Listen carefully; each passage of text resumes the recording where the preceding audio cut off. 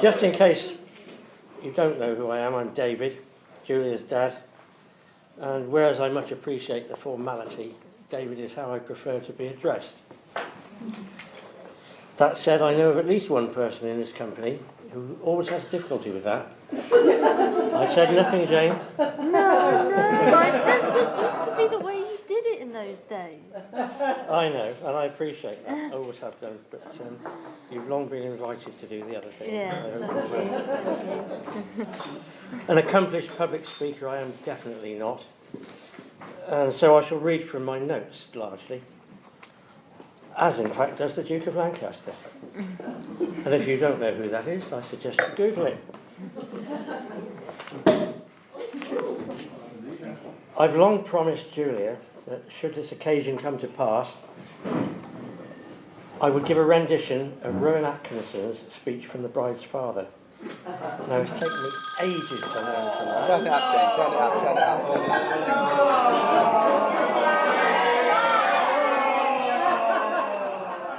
Are you all mate? Right, settle down, behave. So You've all had too much to drink, I can see that. Yeah, Rowan Atkinson's speech from the bride's father. If you don't know what I'm talking about, again, you'll have to Google it. Take me ages to learn it. I'll tell you what, a fearsome job to learn it and get it across, but I'm sure Julia will be pleased to know that I'm not going to do it.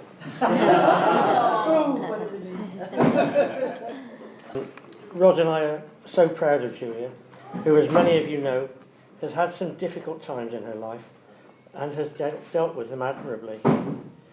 She's also had some great times, some of which it's likely better that we didn't know about. Hopefully there will be many more good times to come. Now, I wasn't going to mention this, but you can thank Gilbert for this one. She reminded me of it, because she was there.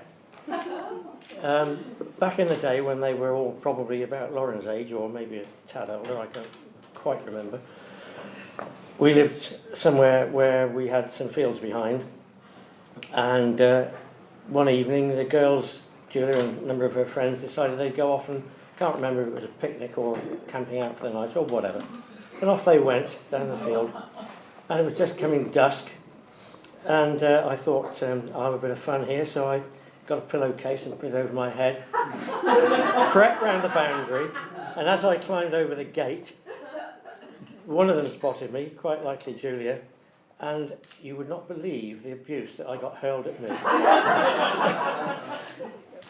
And I remember that to this day, and I'm sure that one or two of you are here, who are here tonight, were there that night. Certainly two, probably three. And anybody else, well, put your hand up if you're feeling inclined. Anyway, they sussed me in no time at all, so that was that. We're particularly proud of Julia's choice of career, for which she's very well suited, showing great empathy and kindness, while at the same time being positive and non-confrontational. And I've no idea where that last bit came from. Lauren, it would seem, has inherited all of these things from her mother, I believe, and hope. Along the way, Julia has made many good friends who have been hugely supportive when needed, and Ros and I thank you all for that. Now to James. Where do I begin? I mean, after today's malarkey, well, you know, I could almost rest my case, couldn't I? Having known Jim for a few years now, I never cease to be amazed by his energy, drive and enthusiasm. At the start of this awful pandemic, I saw a very rare sign of despondency in his thoughts about his business. This, however, was very soon replaced by a much more cheerful mindset to move on and seek other opportunities until some kind of normality returned. And this bodes well in our desire for our daughter to be in good hands. The time has now come for me to relinquish my role as Julia's maintenance man. Are you sure? for it and hand over to Jim. To which,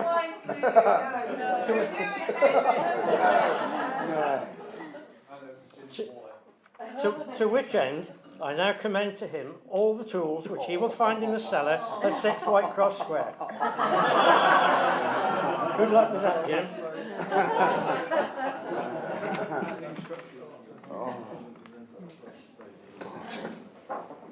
Finally, Ros and I would like to wish Julia and Jim every success and happiness in the years to come, and to always be each other's best friend.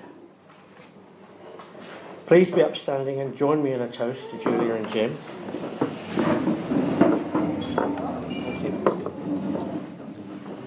Good health, good fortune, and good luck to the bride and groom.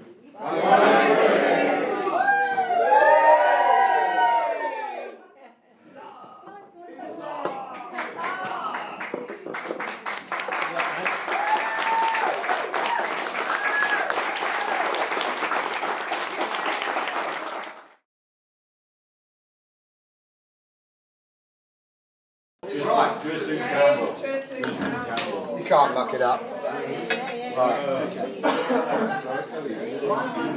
All you got to do is go up and down, that's like no one. Hi gang, can you hear me? Yes! Brilliant. David, first of all, thank you, mate. Fabulous speech. Actually really touched me, and yeah, brought a bit of tears to my eye. Oh, yeah. So, I started writing this speech about 6 months ago, and I had a terrible time with writer's block, even though I've heard thousands and thousands of these speeches. These crazy stuff just kept coming to my mind, and I couldn't get past it. I didn't know what to do. But there were 3 biggies. One of them, Neil, were your slippers. Yeah, which he wore in his wedding. Oh, yeah. Yeah, I mean, extraordinary. We'll come back to those in a minute.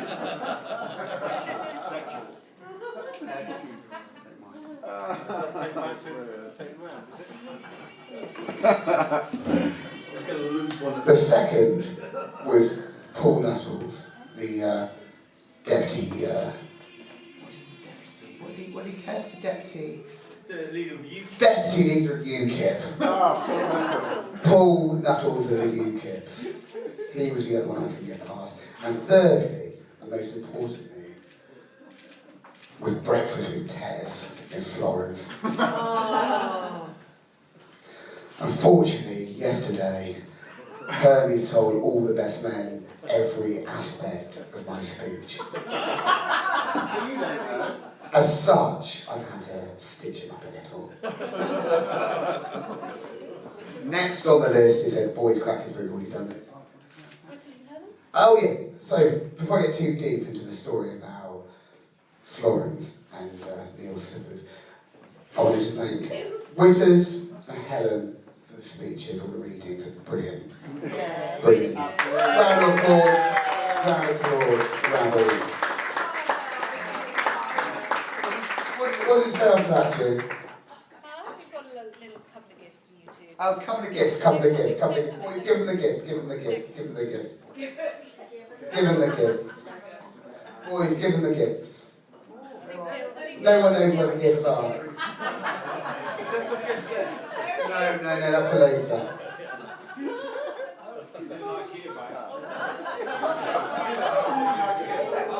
What's this, Jim?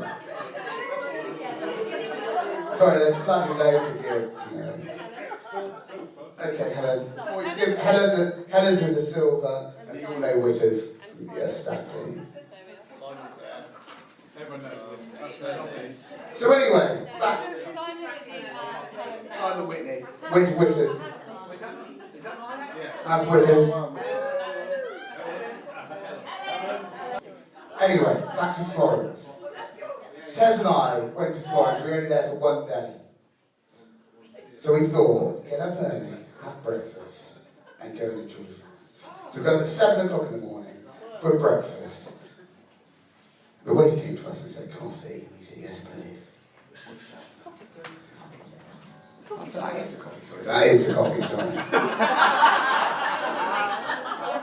Okay, next up, Maids of Honour and Lauren the bridesmaid. Thank you so much, girls. Massive, massive round of applause. You all look mega, you all look after June. Amazing hen do. Lauren, you smashed it. Presents for the girls, presents for the girls. You wait. You can't muck it up. I won't let you down, Neil. Trust me.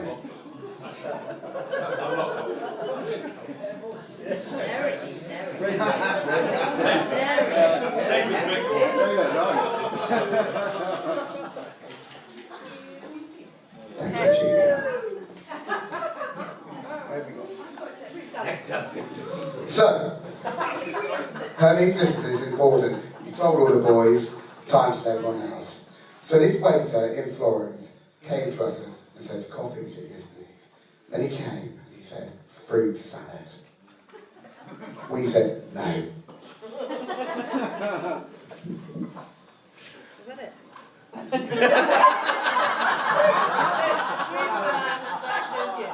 Okay. This is a little bit about Pinky the groomsman. Legend, old friends. You got Sly, known since before, Tom and Tim, known him more 13, and you got Ted and Major and Weatherspoons and Stroud, yeah. They haven't got a present because they already had it earlier on, you know. We're wearing it. They're wearing cufflinks for the boys. Thank you, James. Anyway, so this back to Florence, you know. Back to you in a bit, Neil. So back in the Florence, so we said, he came back about, 5, 6, 7, 8 minutes later. No coffee, no fruit salad. And then said, fruit salad.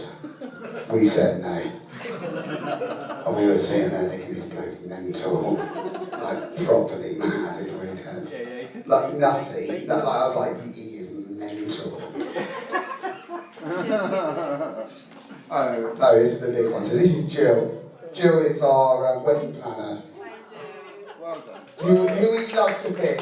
Jill has come back to work for us today. She used to work here. We did many weddings together, nutty ones too, you know. Like that girl who had insisted the air conditioning had to be 23 degrees or she'd faint, but she still fainted. You know the girl? But anyway, she's now moved to PR as Spank and Stone, and she's selling them well, so all the best there. So anyway, it's only quickly back to Florence, Tess. I know you've told all the boys, and you probably told everyone else in the room. Anyway, this waiter, maybe 5, 6, 7, 8 minutes later, after asking us for coffee, and what did he ask us for? Fruit salad twice, I might add. He came up and he said, bacon. And we said, yes please, plenty. Didn't we, Tev? Like, we like really have him. And that's that. Okay, off you a big one. This is the big one. This is one I don't want to muck up, you know. And that's David, Roz and Laura. Incredibly important to us all. You just saw this support that just takes the edge off life. I can't say more than that really, but the bottom is far less deep than it used to be. And you make life incredibly enjoyable to be, you know. And I thought about you guys so much, and I thought one of the most cherished memories was Christmas. Hence the crackers, hence the silly string, hence the fire. You see? And it means so much to me because I go back every year and Lauren's that little bit older and you know, she's grown up and she's just become this amazing young adult really, sort of ready to give to the world. That's how it seems to me. And that's, if you can, you know, live a life where other people, what you do as a gift is all that you could ever wish for really. And to me it seems like you're going down that path. Well said. I also want to say we play this game. And this game's going to be brought in now. It's a very, very, very easy game. But there are rules. I know everyone's had a little bit to drink. You've had a little bit to drink. And if you do not roll this dice on the table in the land before you're outside, okay? Ju and I, we spoke about this long and hard. She's very worried about this going on for too long. So, the rules are simple. If you roll a 6, you open a present, or you can steal a present. There are enough presents over there for everyone, but I do hope, sincerely, that some people get none, and others get those, like Monopoly. So if you roll a 6, you can open a present, Jill will pick up her present, unwrap it for you, and shout out what the present is, and then people know if they want to steal it or not. I've got the dice in my pocket. Who would like to go first? Tez? You've got your bit in a minute. You've got your bit in a minute. Right. You guys, all you need is 1 6 to get away from a present, or you get to steal a present. Right. If the dice fall on the floor, you're out. And we're going this way round. No, that way round. Okay, 2 dice. All you need is 1 6. Roll away. Roll away. What have you got, Tez? He's got 6. He's got a 6! Tez, he's got a 6! Would you like the present, Tez? There we go. Open it up, Jill. What, Jill? Jill, what have we got? Jill, let me... No, Jill's going to open it. Jill, open the present, Tez. Jill, you've got to open them all, girl. Everyone's going to know if they'll be stolen or not. What have we got there? We've got a t-shirt, a toilet blue. We've got a t-shirt, a toilet blue. We've got a t-shirt, a toilet blue. Tom, you roll next, please, sir. You can't muck it up. Oh, he's outside! Oh, he's alright. He gets 6? 7. No, oh, size go. Size go. Got 6. He's got a 6. Jill, open it up. Jill, open up the present. Open up the present. He's got a Lego City. Sue, you'll go.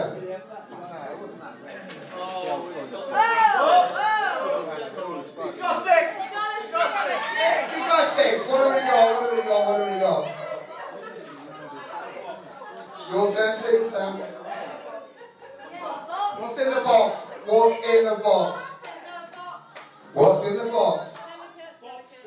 Oh, it's delicate, this one. What's in the box? What have we got? 3 of those. We got 3 Panettone mugs from Italy.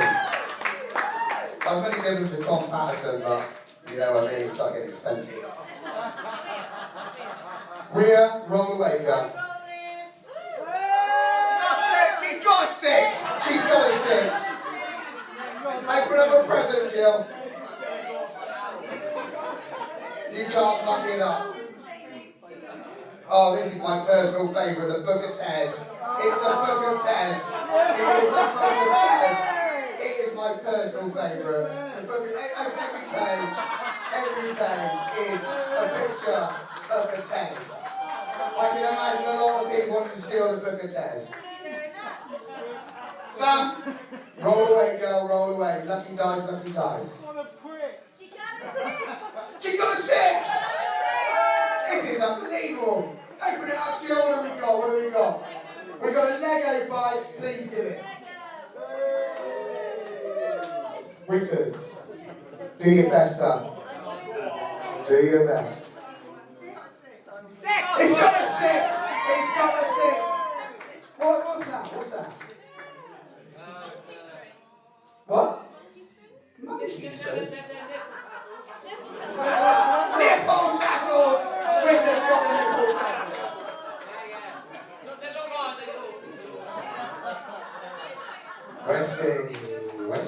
Westy. Roll away, sir. You can't muck it up. No? Double one, mate. Snake eye. Double one. Over to Neil, please. Over to Neil.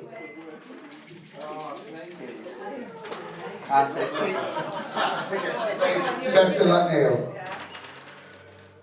Four. Never mind. Take it out! Out, take it out. It was 6. Yay, that happened. Go on then, let her have a present. What have you got? What have you got? What have you got?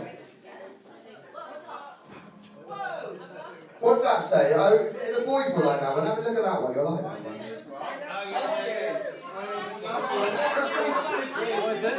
My name is Sticky, Mark. My name is Sticky. It's a my name is Sticky, Mark. Thank you, Helen, please roll away as quick as you can.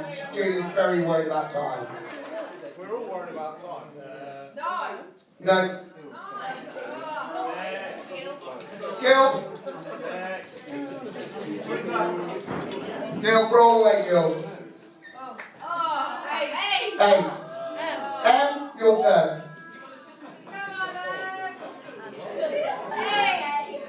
Andrew. All you need is 1 6 or 1 die. Just to clarify, all you need is 1 6 or 1 die. Helen got a 6, please. Helen got a 6. Open the present, Helen. Garbage pail kids. You got the garbage pail kids. You got the garbage pail kids. Where are we at? Where are we at? Andrew, please roll away, sir. Roll away.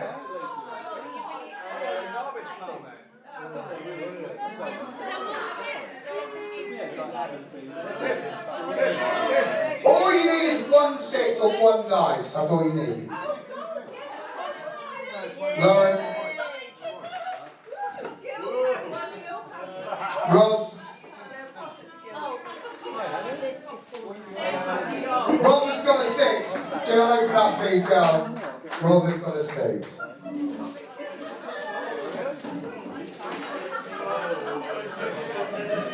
She's got the star prize. She's got the bear brick. She's got the bear brick. Ross, collect your prize. David, I believe it's your turn to roll, sir. Have you got the dice? You got the dice, David? If you like. Did you get a 6, David? No. I can't see. Is that Jane? Jane, you're good. Jane got a 6. Oh, she's got One Tough Bastard DVD. One of our absolute favourites. Oh, it's a VHS One Tough Bastard. It's one of the best films you've never seen. Trust me. Oh, it's a classic. It is a classic. One Tough Bastard. Okay. Coming up next is my personal favourite.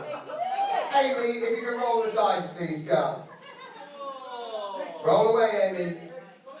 Amy got a 6. You're going to like this one. She's got a peace pillow. She has got a peace pillow. A pillow with a piece. Well done, Amy. Well done.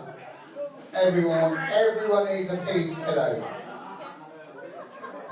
Tim, roll away, son. Roll away. Roll away, Tim. No rush. Quickly.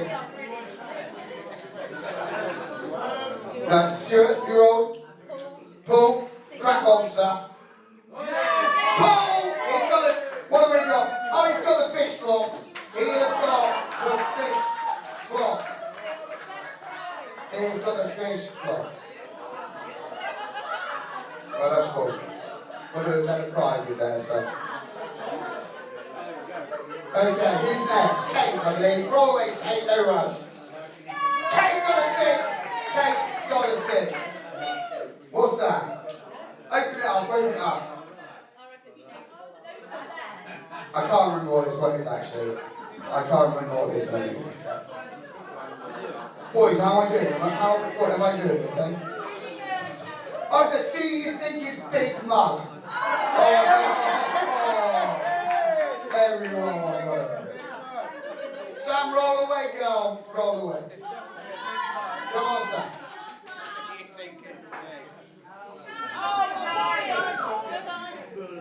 Come on, Sam. It's very easy. Roll away. Come on, Sam.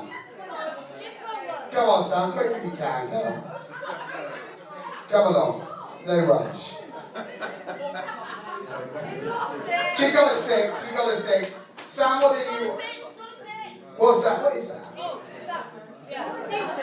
Oh, 50 teaspoons. You got 50 teaspoons. 50 teaspoons. 50 teaspoons of cake. Maxine, next. Roll away, Maxine. Roll away. 50 teaspoons in one. Cake, right. Sam, I mean. Come on. Come on, no rush.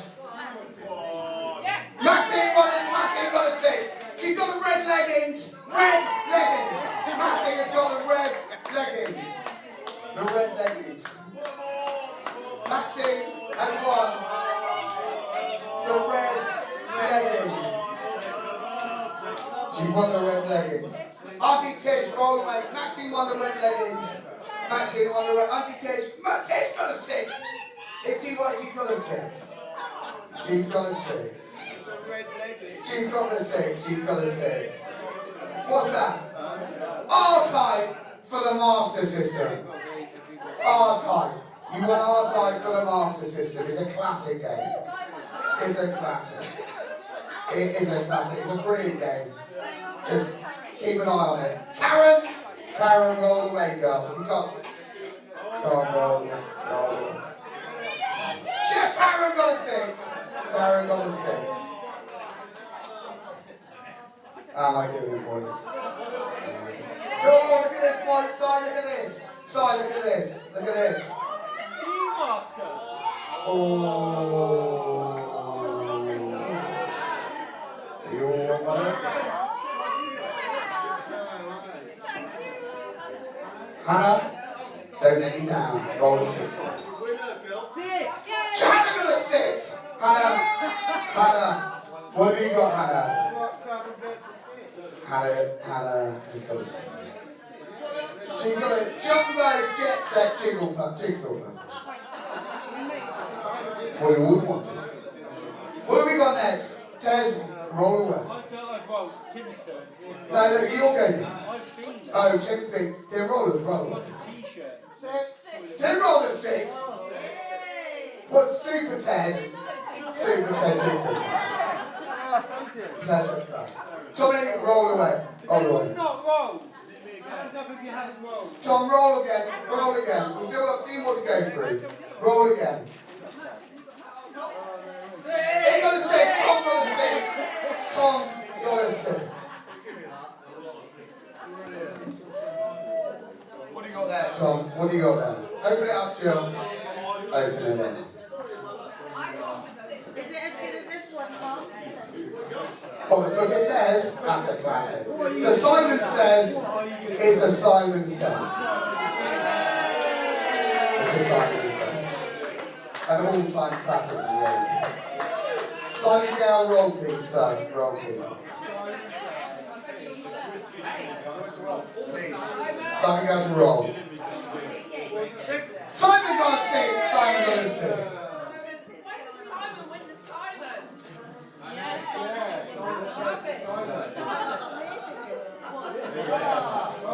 It's an oversized Fruit of the Loom t-shirt.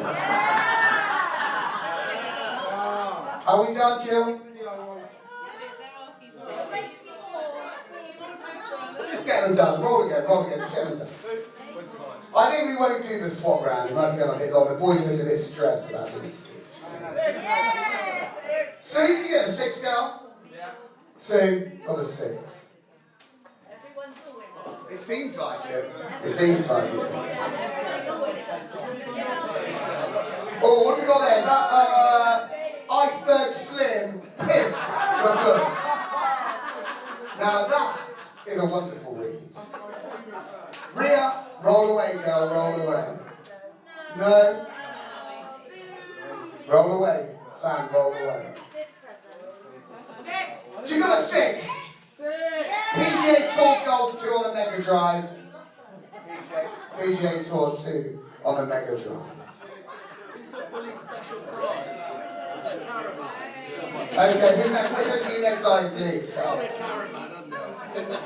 Wickers, what have you got? What have you got? I reckon you're going to get 6.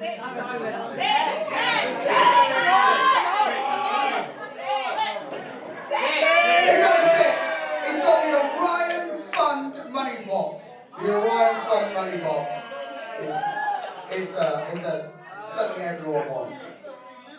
How am I doing, boys? How am I doing? I won't let you down. Wait, see, roll away, please, sir. Roll away. He got a 6. He got a 6. The Fraggle Rock. The jigsaw. You can still. Of course you can. I'm torn between the Simon game, obviously. Correct.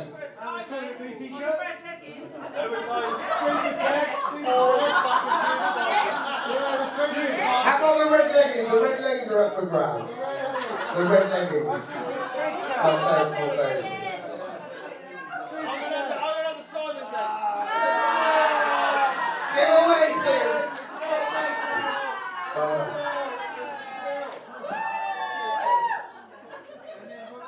Neil, roll away, son. Roll away, Neil. You can't back it up. Everyone's a winner. He got a 6. He got a 6. Oh, he got the dream catcher. Lauren wants the dream catcher. To let you know. Neil wants to steal. Neil wants to steal. What are you seeing, Neil? Oh, yeah. That's the best prize. It's a classic. Karen, my bedroom. Karen, pass it over. Oh. Katie, roll away, girl, roll away. He got a 6! She got a 6! She got a 6. 2 6s, 2 presents. 2 6s, 2 presents. Ah, now this is a good one. What's that say? We'll just read it out. Drink water, it's fucking free. You know, it's a hell of a prize. I wasn't going to let you down, Tom. I'm not going to let you down. Who's got...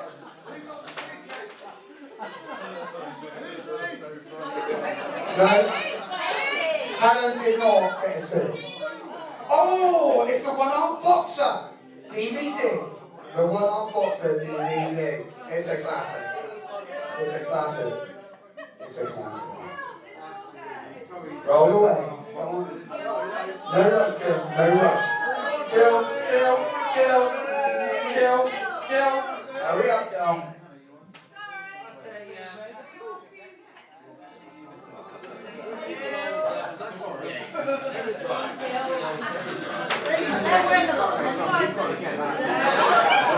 She got a 6! She got the minions sweet chambers. How many more presents are there? 3 more. Roll away, girl, roll away. Emma, roll away, girl, roll away. Roll away. I'm surprised no one's trying to steal the red leggings.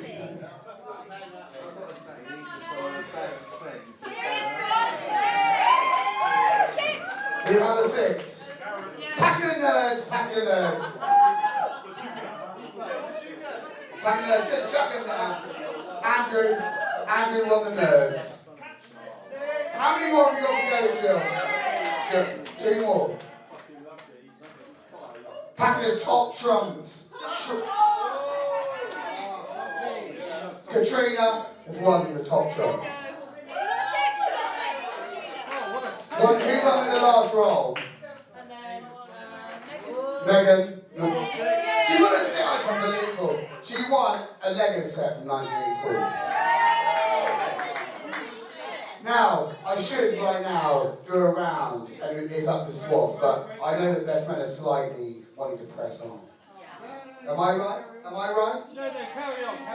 I think we'll do a round at the end. Okay, I've still got a lot to do. So the game's done. Back to Florence.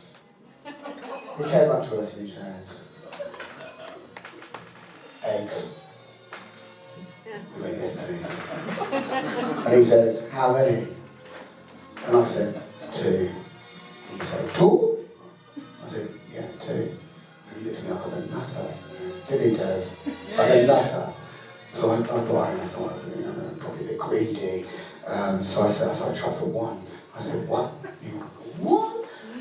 Like I was mental, you know.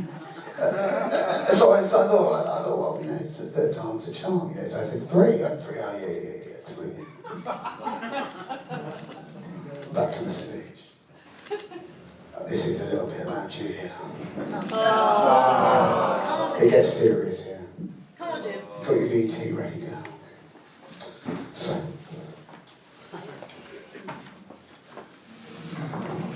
I'm going to go back before Julia, when I was in my 20s. And like many young men do, I sort of wasn't on the right path, I suppose, and was like in an unhappy place. And I hate to say it, but I considered settling for, frankly, the wrong girl. This song came into my life that was so profound it changed my life, and it realised I couldn't just settle for someone that wasn't right for me. So I've got this song on the screen now. I just preempted it with a little bit of a video about how I felt really at the time. Please don't fuck this up, Jill. Because I would be frankly rather upset. Quick as you can. Shall we do some swaps? The boys are slightly worried about their speech. This is good. We could do some swaps if you want. Sorry, I can't move on past this. Because without this, I could be in big trouble. Big. Come on, Joe, don't let me down. Don't let me down. Here it is. Loud as you can. Is it loud enough? Is it loud enough? Oh, 68, please. I'm disgusted. Louder. Louder. This is my state of mind.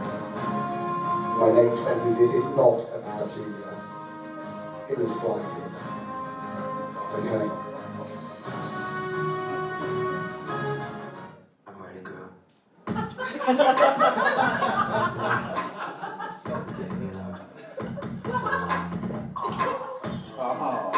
There's something I want to say to you.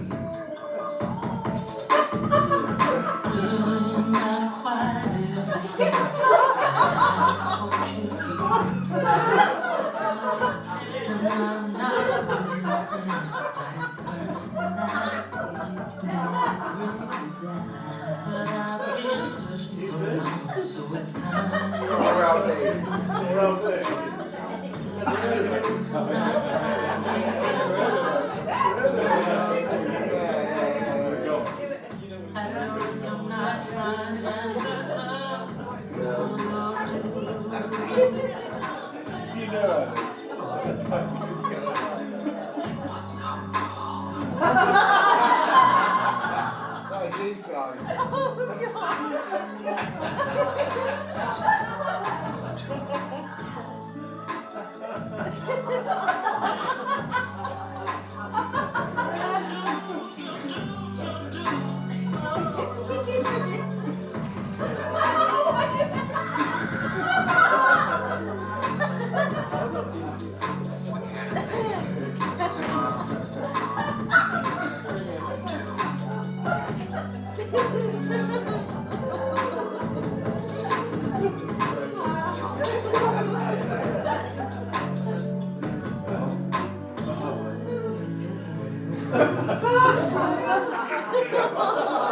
There's not been enough songs written about just saying. So, this song came into my life. I got myself out of what they call in Wigan a sticky. A sticky in Wigan. So I reverted back to type, and went to the 21 Club a hell of a lot, drunk a hell of a lot, and just wasted my life away. And then this girl over here, kept on popping it in, popping out, popping in, popping out, popping in, popping out. Over a period of 4 years, and there's a chemistry there, due undeniably, witnessed by you and many of our friends around this table. And as Katie said to me earlier, she said, she liked you, Jim, why did you not take it any further? And the answer to that I can't say. But Westy, on your seat, I believe you can. And you do this at the top of your voice, sir, at the top of your voice. A tranny. I believe she was a tranny, ladies and gentlemen. I suspected that she was possibly a tranny. Play VT, play VT. The hot crazy matrix, ladies and gentlemen, this will explain everything. Loud as you can, please, Jim. About women. I've developed this on my own over 46 years of living on the earth. So this is how it works.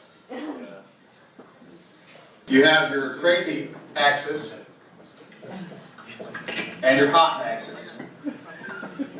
Hot is, as usual, measured from 0 to 10. We're all familiar with that. Crazy is measured from 4 to 10 because, of course, there's no such thing as a woman who's not at least a 4 crazy. 4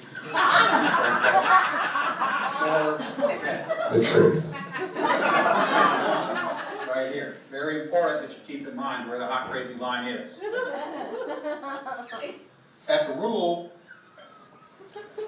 this is your no-go zone. We do not hang around and date and marry women who are not, at least in our mind, a 5. So this is your no-go zone. Don't go here. Learn this out. Life is better this way. That's the way it is. All right. A 5 and to about an 8, and below the crazy line, this is your zone.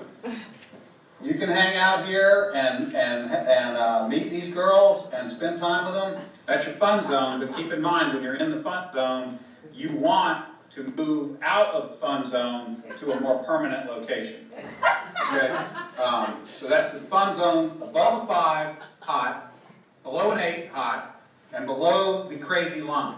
This means these are most of the time not crazy. Okay?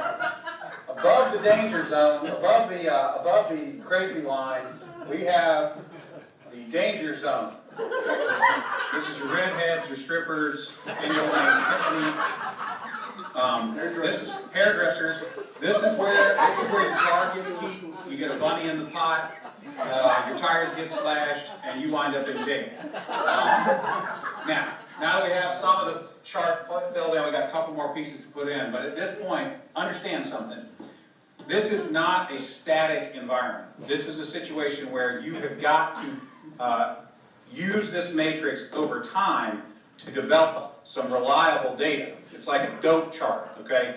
Because at any moment in time, any woman that you have previously located on this chart can vanish from that location and appear anywhere else on the chart.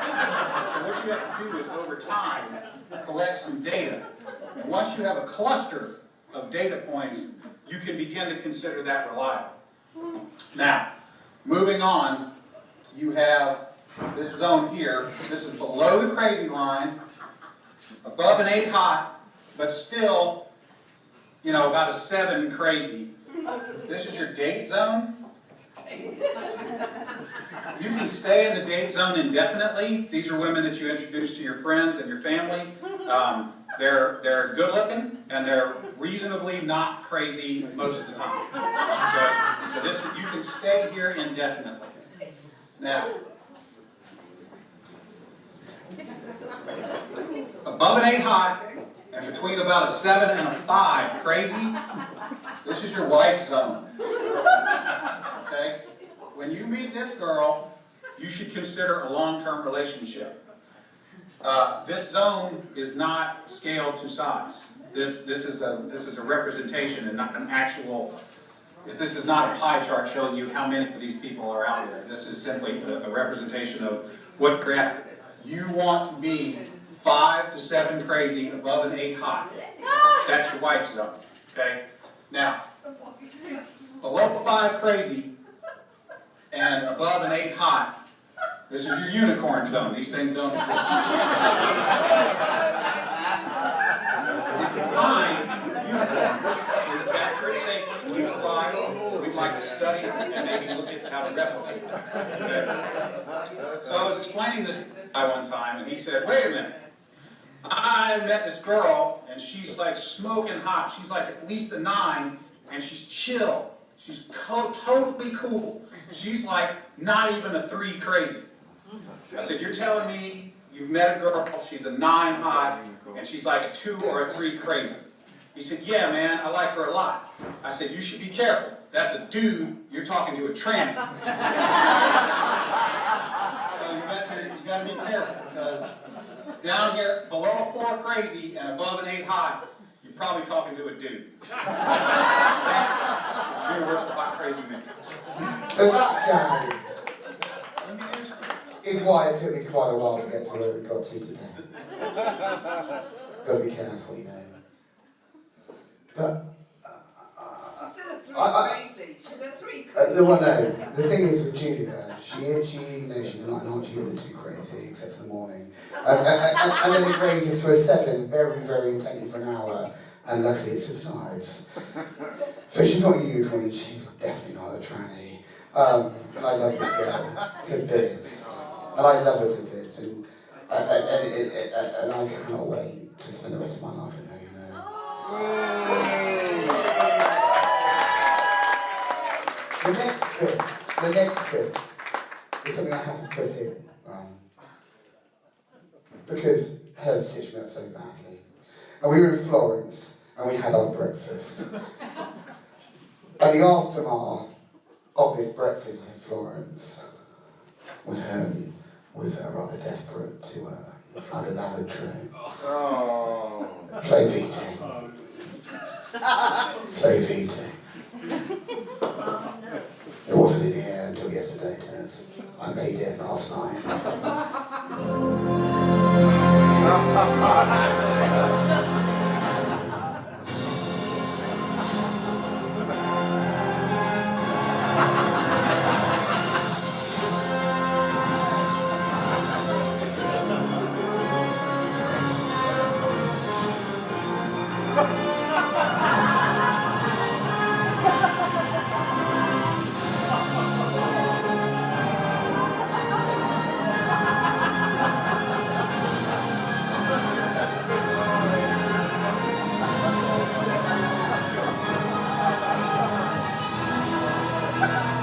How am I doing, okay? Am I doing okay?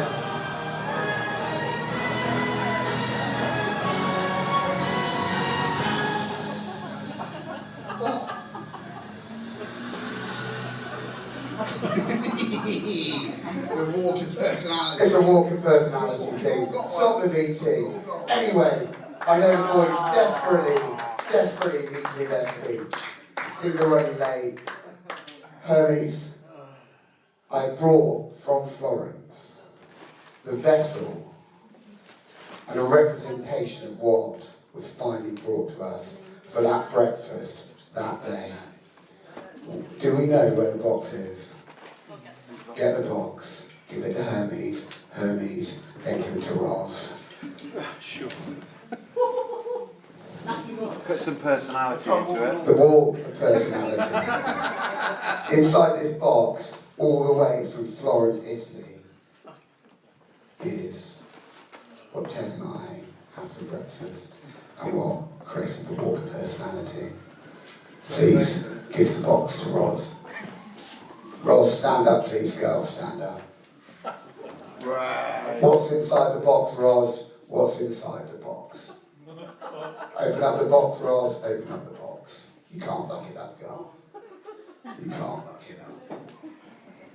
Help her with the box. What's inside the box, Ross? Pick it up, Ross. Pick it up. It's a red and white brick, ladies and gentlemen. It's a red and white brick. Boys, over to you. Do your best.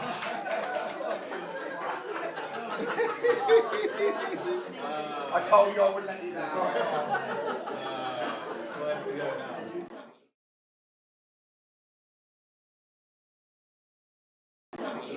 Okay. Here we go. Ladies and gentlemen, it's time to get back down to a slightly bit more normality. Before we get going, we have some lovely flowers here for the mother of the bride, Mrs. Hedges. Round of applause, please.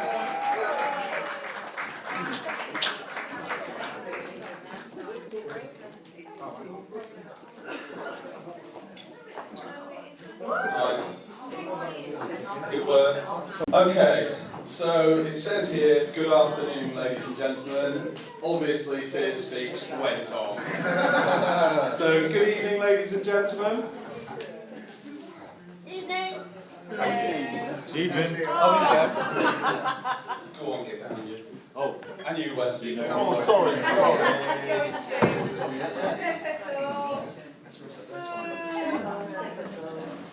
Boring. Take time, Wesley. Take time. Yes.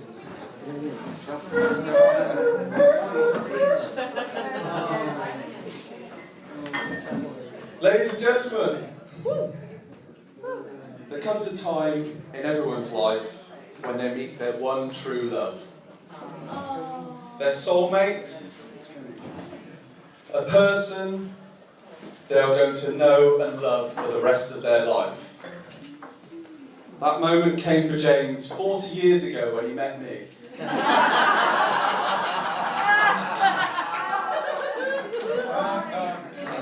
Julia, I joke of course, and may I just say how stunning you look in that dress today. And of course,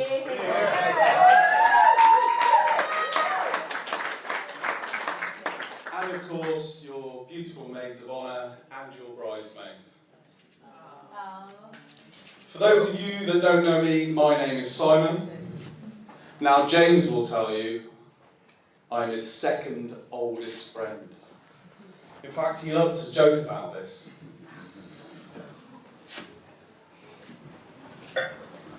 He loves to joke about me not being his oldest friend. It's one of his favourite Mickey takes, and as we all know, James loves to take the mick. Having known James for over 40 years, there are too many stories and memories to share in my allocated 1 of 4 best men slots. Who has 4 best men? But here goes. James Tristan Campbell Fear. What a name. What a character. Unique, I'd say. I don't know anyone like him. And judging by that speech.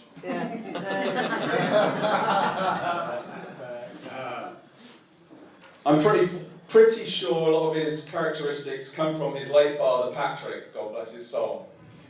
One of my earliest memories of both James and Patrick come from a summer night when they were dropping me home over the road from playing at James's house. We were probably about 5 years old.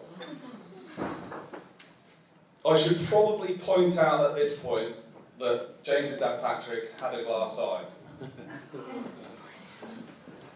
Anyway, so I was about to hop over the wall, and I turned to Patrick and I said, Patrick, how come when you're talking to me, one of your eyes is looking at me, and the other is looking at James? To which he immediately replied with his suave English accent, well, Simon, I always like to keep an eye on James. Patrick was a wise man because it would later become clear that he would need to keep an eye on James. A lot of my fondest memories come from our childhood together, involve Pinky's tours, which basically involve Patrick, aka Pinky, and James's mum Jill, aka Mumbles G, driving us around country lanes at breakneck speeds, looking for random pubs in the middle of nowhere for a spot of supper. Scampi and chips in a basket, and half a Coke were our go-to dish as I remember it. It was the 1980s. The fact that we're still here today to talk about this is a miracle, as Patrick definitely fancied himself as a bit of a driver. This is something that James picked up from his dad. Although James hadn't quite honed his skills, his own driving skills, when his parents bought him a tricycle. At the age of about 3 or 4, he managed to ride it straight through a set of glass patio doors on day 1. If you've ever wondered what that scar above his lip is, there is your answer. In fact, this was just the start of James' accident-prone childhood. You could almost liken him to a young Frank Spencer when it came to riding bikes. He always had the best bikes out of all of us in the village, including his Diamondback BMX and his bright pink Muddy Fox mountain bike. And he loved to wind us up about the fact that he had the best bikes. So, when the inevitable accidents did happen, we often had the last laugh at his expense, once we realised he was relatively okay, of course. Now, Patrick didn't live to see the career that James has made for himself in his pursuit to be the greatest picky taker in history. Self-taught and with bundles of natural talent, I'm personally delighted to see how well James has done. Yeah.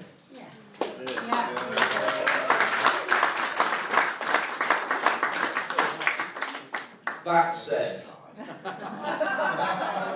if you didn't know James was a successful wedding photographer, you obviously haven't spoken to him in the last 10 years. Because he is definitely his own greatest fan and doesn't shut up about how great he's doing.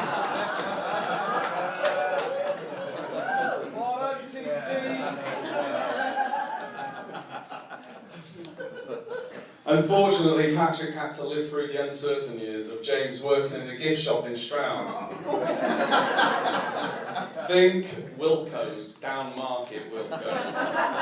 And also serving curries and pints of carling to Stroud, and then later Cheltenham's finest in Wetherspoons.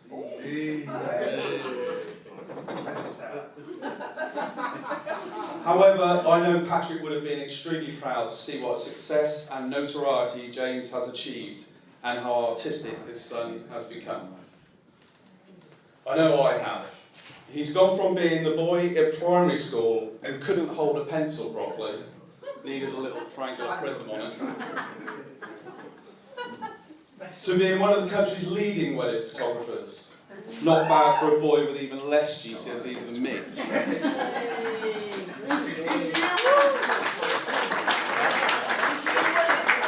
is the wedding photographer. You've not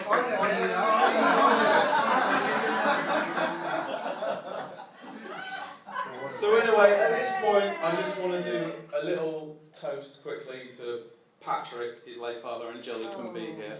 So to Patrick and Jill. Patrick and Jill.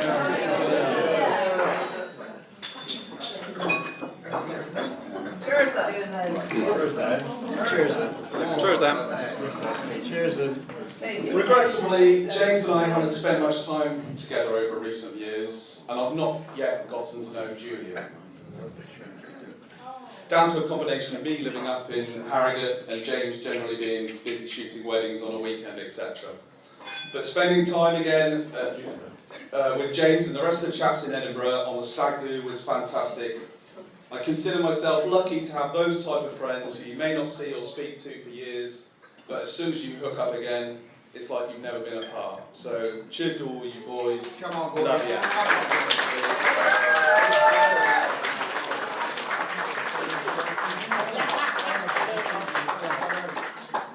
Julia, I trust by now you know what a messy boy James is.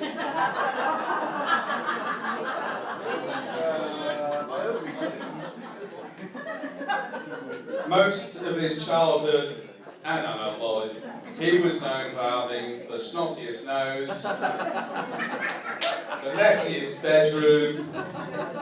Who could forget the tin of paint on his bedroom floor and shroud that he just never bothered clearing up, and eventually it stuck to his carpet and remained there.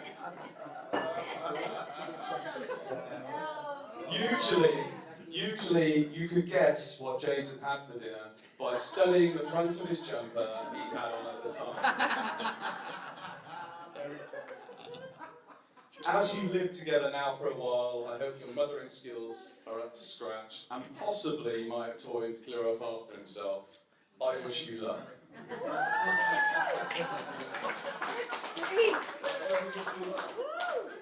Now, as I mentioned earlier, I am merely James's second oldest friend. Well, I'll get into that. The chap James claims as his oldest friend goes by the name of James King. Kinger, as we all know him. The three of us grew up in the village of Aveling together, which is about half an hour into the back of beyond from here. I would describe it as an idyllic childhood. Back in the 1980s, our parents would let us disappear on our bikes in the morning and sometimes not return till sunset during our summer holidays. We'd be off building dens, rope swings, firing up catapults at unsuspecting wildlife and on occasion each other, and our favourite pastime, messing about on building sites. After the builders had gone home. James once nearly impaled me on some foundation rods whilst we were messing about one night, a few inches to the left, and I wouldn't be here tonight. Now, I'm afraid Kinger is not here today. Where is he? Well, no, he's not got COVID. Is he the most successful wedding photographer ever? No, he's not got COVID. He doesn't live overseas. Ladies and gentlemen, Kinger was not invited. Let alone be asked to be one of James's 1, 2, 3, 4 best men.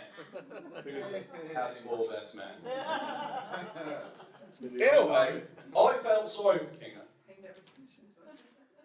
Kinger.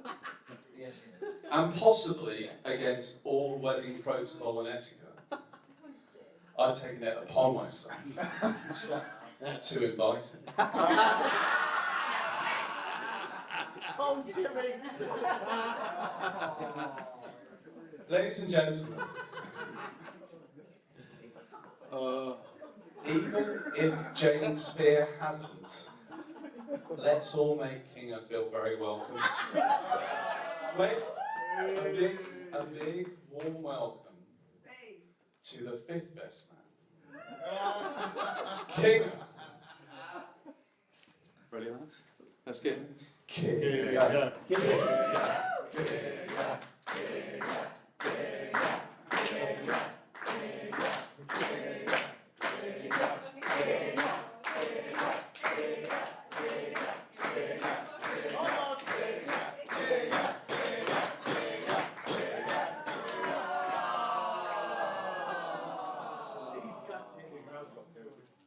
He has got COVID, that's right. He's aware A member of staff have just handed me a letter. It appears Kinger got fed up of listening to James's speech. He left the letter.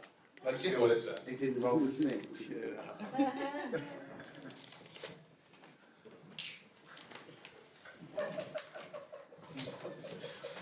This is fast forward.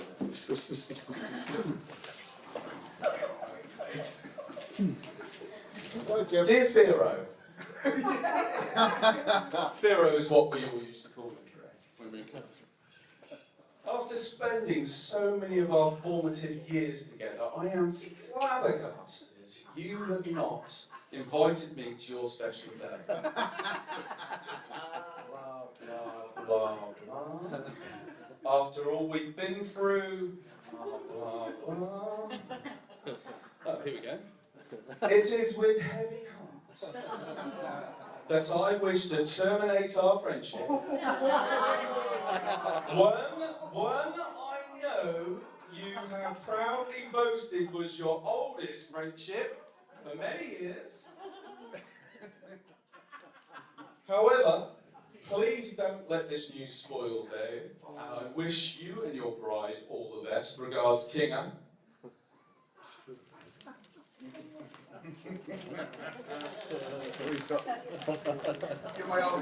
Ladies and gentlemen, I would like to reintroduce myself. My name is Simon and I am James's oldest friend.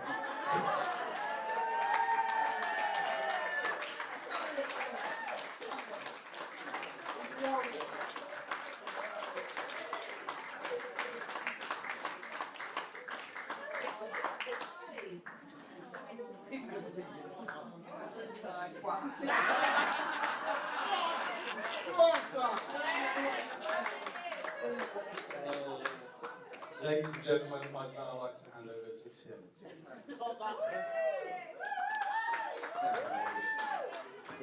So not the oldest, but one of the oldest. And not the earliest on the side, but still pretty early. For those that don't know me, I'm Tim. Okay. I'm sure we all literally have hundreds of stories about James, and they definitely broke the mould when he was born. I first met James when he arrived at Marley. He had long curly hair, red cheeks, and shoes to match the colour of his cheeks.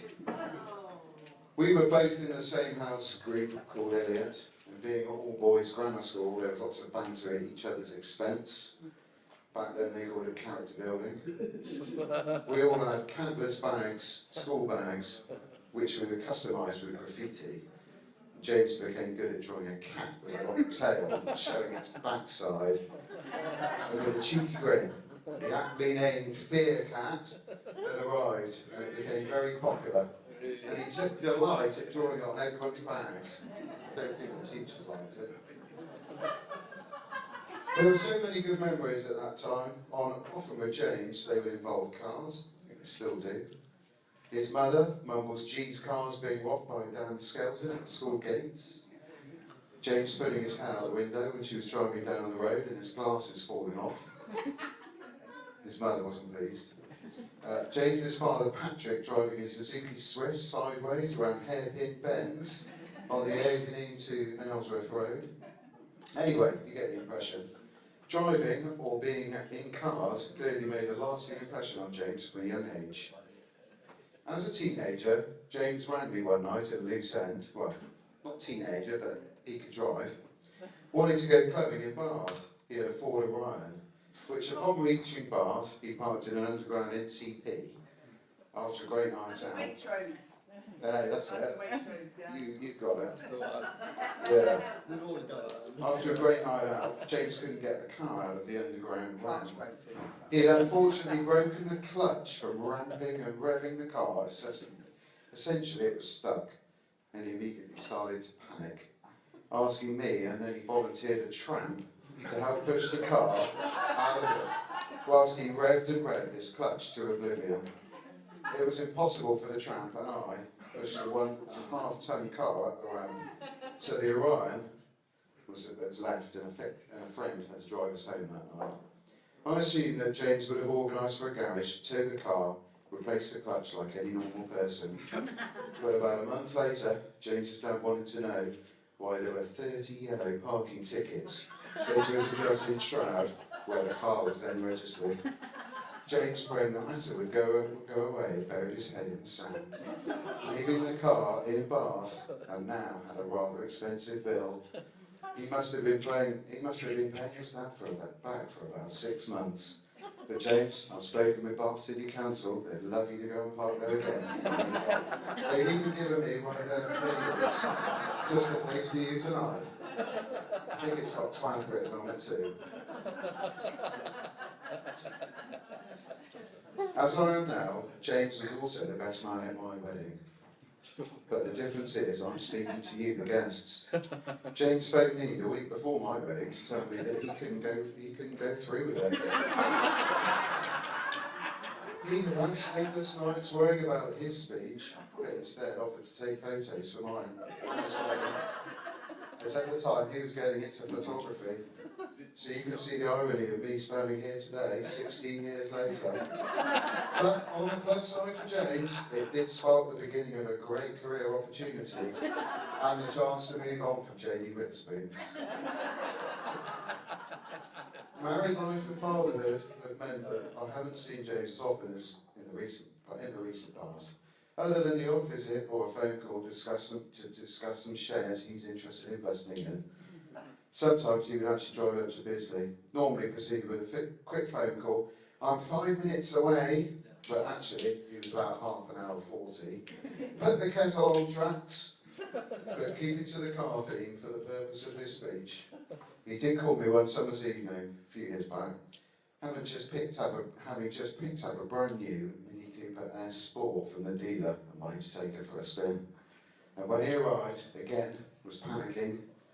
Already he had been following a decorator's van up the hill, which had accidentally emptied the contents of several cans of Magnolia paint all over the bonnet of a new and rather expensive Mini Cooper.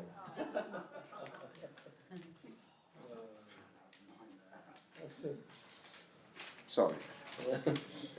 The paint that covered the bonnet, which now looked more like one of James's college art projects, and it had dried almost immediately, so it was going to be difficult to remove. James jettisoned in the help of my 3 sons and wife, Hannah, together with several sponges and a jet spray, but after a few minutes we noticed that James wasn't standing, he wasn't helping, he was standing nearby. Over there, team, you've missed a bit. He obviously didn't want to get wet, did he? Typical James. Over the years, James and I have been to many music gigs together. One of the most memorable, I remember, was at Bob Dylan on a Sunday afternoon at the Pyramid Stage, Glasgow. James lost his shoe in about 3 feet of mud. Others include Ashton Court, where we covered Hermes in Rubbish, and then danced around him like a campfire, and we got about half of the festival to join in. Massive Attack in the Torrential Rain, Primal Scream in London when I got the norovirus. I was sick in James's car on the way home. But he did get me back with the Mini Cooper, so we'll let him have that one. James, we've had some amazing memories, great stories over the years, mate. We'll cherish them forever. Great friend, mate. You met a kindred spirit in Jew. Love you, darling. So we wish you all the best. Many wonderful years together. Thank you.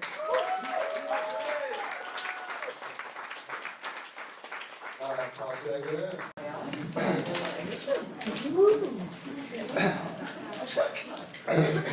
Can you hear me at the back?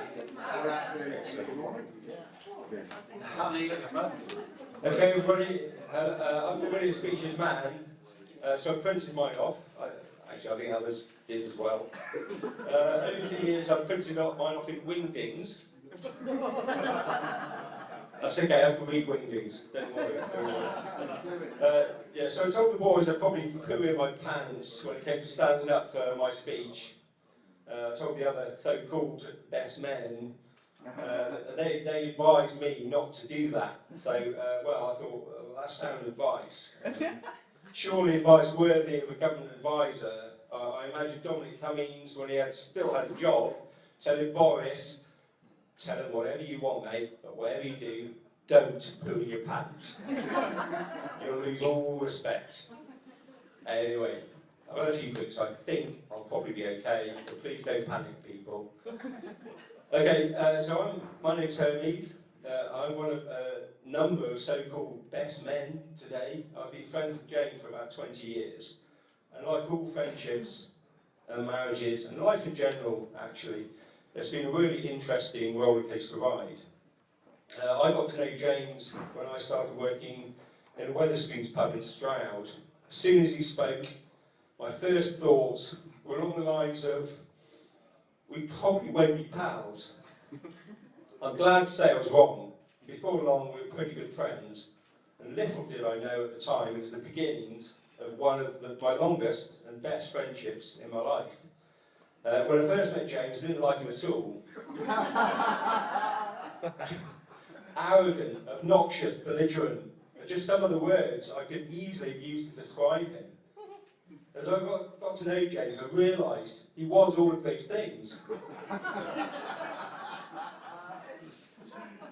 But I also found out that underneath the arrogant, obnoxious, belligerent exterior, there was an interesting, articulate, funny guy, actually, and if I may say so, James, also quite sensitive and with a creative and artistic nature. Speaking for myself, after I got to know James, I learned to deal with the arrogance, obnoxiousness and belligerence. It was worth putting up with for the good stuff. I remember thinking all he needed was a lady friend that could appreciate the good stuff and find a way to deal with the other stuff, i.e. the arrogance, obnoxiousness and belligerence. So it turns out that Julia has actually found a way to do that, which I think is just fantastic. Thank you. Now, I haven't had the chance to speak to Julia about this in detail, but I'm sure there'll be ample opportunity during the course of the evening, and perhaps she can shed some light on how she's done this, maybe compare notes. So, there are a few memories along the way that stick out. Yeah, about how I got to know James, and one of them is this. Back in the year 2000, I mean that's quite a few years back, I had been earmarked for promotion at Wetherspoons, which I thought was a really big deal. Yes. James had already been made shift manager. A truly proud moment. And I was soon to follow suit with my upcoming promotion in what I like to refer to as the great company. I was set to have my interview in Watford, like all the other shift managers, but James had come over to my flat in Bristol the night before. We had a few drinks, then we had a few more drinks, and to round off the evening, a few more drinks. The next thing I knew, it was morning, I'd missed my train to Watford. Now, James had a car, and I didn't. And without hesitation, James said, I'm going to have to drive you to Watford, aren't I? And without hesitation, I said, yes, you are. So James drove me all the way to Watford, hung around for a bit, and drove me back to Bristol after my interview. Now that, to me, showed James's true character, despite the arrogance, obnoxiousness, and belligerence. I haven't put it to the test, but I'm pretty sure that 99.99% of people in that situation, that is a case of missed interview for Wetherspoons. And all I can say is a good thing for me that James really enjoys driving. So I did actually get the job as shift manager, and as an aside, if anyone is interested in getting a job as a shift manager for Wetherspoons, I'm happy to put in a good word for you, so speak to me afterwards. They're clearly quite lovely pubs, much better than 131. I might even be able to get James to drive. Cheer that. I might even be able to get James to drive me to Watford for the interview. And the thing is now, it's on a much better car than back in the day, so that would be a bonus. Anyway, I'll be all around all evening if anyone's interested in getting a job at Wetherspoons.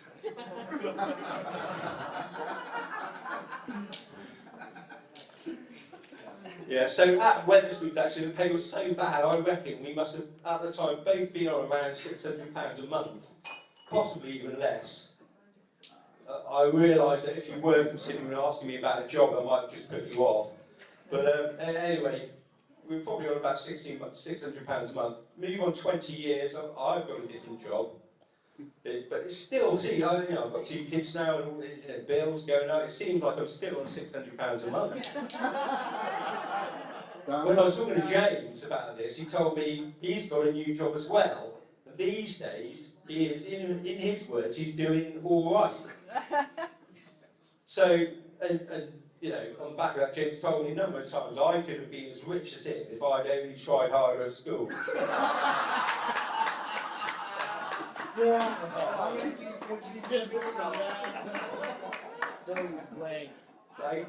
Thanks, James.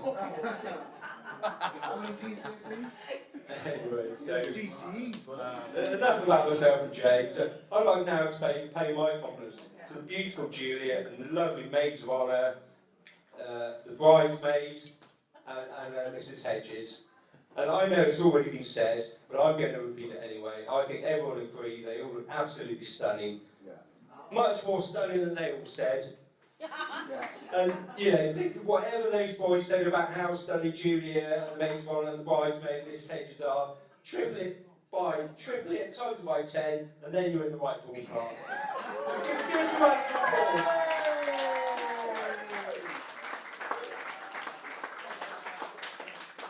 That's the reality of it, you know.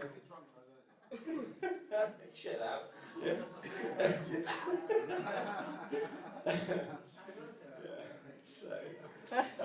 Yeah, James certainly done very well for himself after all these years, and yeah.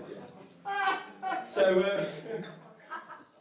just on to now some of the first few times I met Julia following the get-together with James, and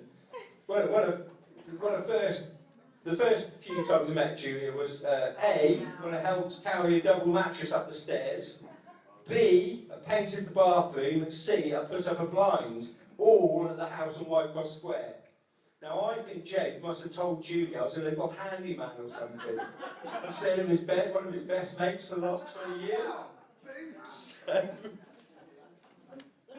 But don't worry, I enjoyed the work.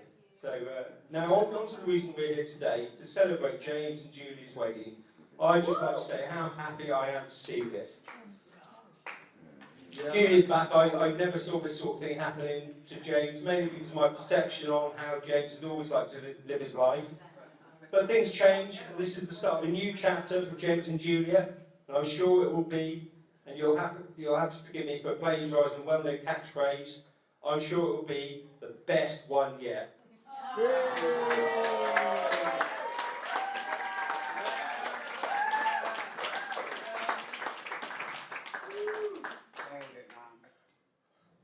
And that brings me to the end of my bit. I want to hand over to Tom now. So if you could just please all be upstanding to wish James and Julia a long and happy life together.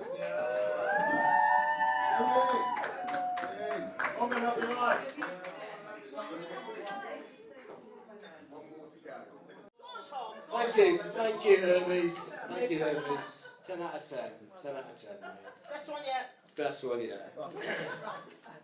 James, I haven't got long, have I, mate?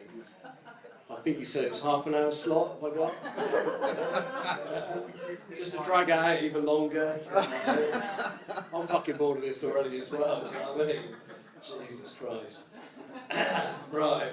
So first of all, I'd like to say it's an honour and a privilege to be picked as one of your best men, even though I was fourth choice.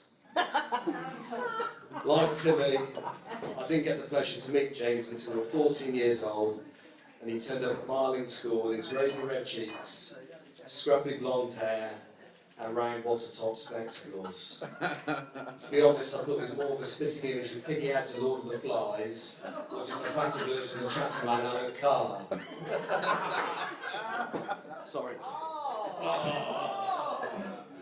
So I've got a story. About 26 years ago, I know we don't look this old, it's mad, isn't it? So it's just after we left Marling School and James was attending Science College. Can you be quiet, please? I'm sorry. Thank you.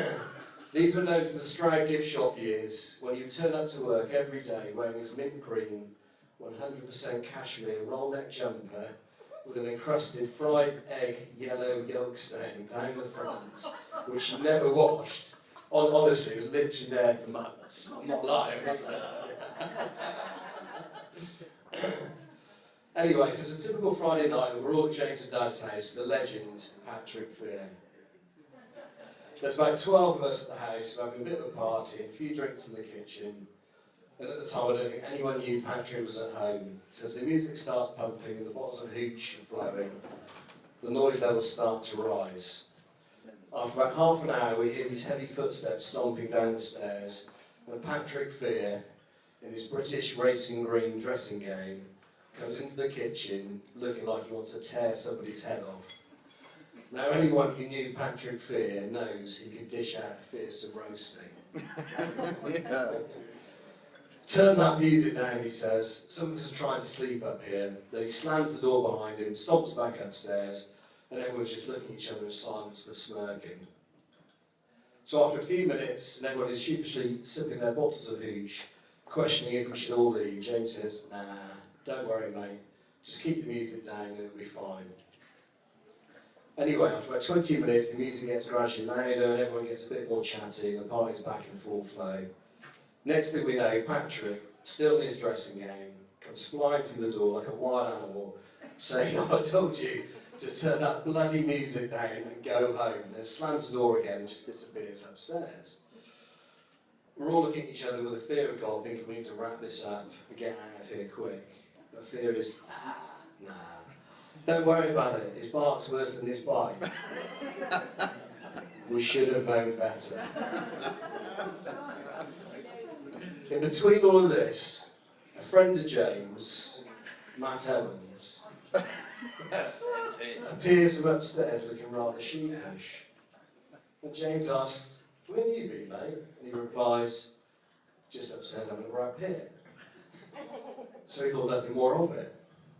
Little did we know that it later transpires he'd been on one of those page 3 sex lines in the Sunday Mirror. I'll come back to that one later. So the music goes back on, the party continues. Well, as you can imagine, it didn't take long for the decibels to crank back up again, and this time Patrick wasn't taking any prisoners. He came down the stairs so quickly we didn't even hear him coming. The door flies open, almost comes off its hinges, missing Jodie Townsend by inches, while Patrick's literally spitting feathers, screaming, "All of you, get out of my fucking house now!"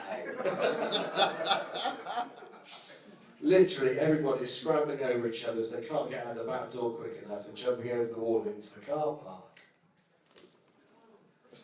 So that was that. Or so James thought. So it must have been about 3 weeks later, and Patrick says to James, "We need to have a chat. Meet me in my office at 5 p.m. Now, when James's dad gives him a specific time like that, James knows it's something serious. So James is thinking, what can it be? Quietly shitting himself at the same time. Anyway, 5 p.m. comes round, and James goes into his dad's office, where he sat thumbing through a phone bill in deadly silence. Patrick then finds the page he's looking for and places it in front of James and asks, "What's this?" James looks down at the phone bill and replies, "I don't know." To which Patrick replies, and I quote, "I'll tell you what that is, James. That's the most expensive wank ever. Now get out of my sight." That piece of paper was a phone bill of £750. It turns out on that fateful night when Matt Evans was on the sex line, he hadn't put the receiver down properly, and the phone bill was left off the hook for over 12 hours.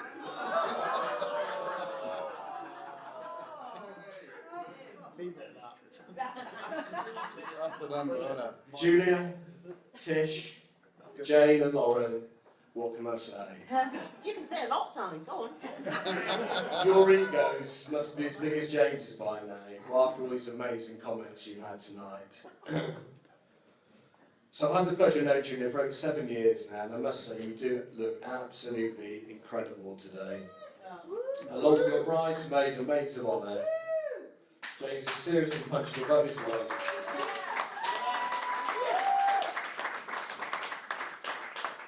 God knows what he's seeing them. All joking aside, I've never seen James this happy. Maybe apart from when he bought his Porsche. He's always been there for me whenever I've needed him. He's been a true friend who I can trust and confide in, and especially in those moments when you need your friends the most. I know he'll be a fantastic husband to Julia and stepfather to Lauren, and I know he will always be there for both you and anyone in your family. I know you're all going to have the most amazing future together. Everyone in this room loves you both so much, and we're all here to make sure you get the proper send-off you both deserve. Well said.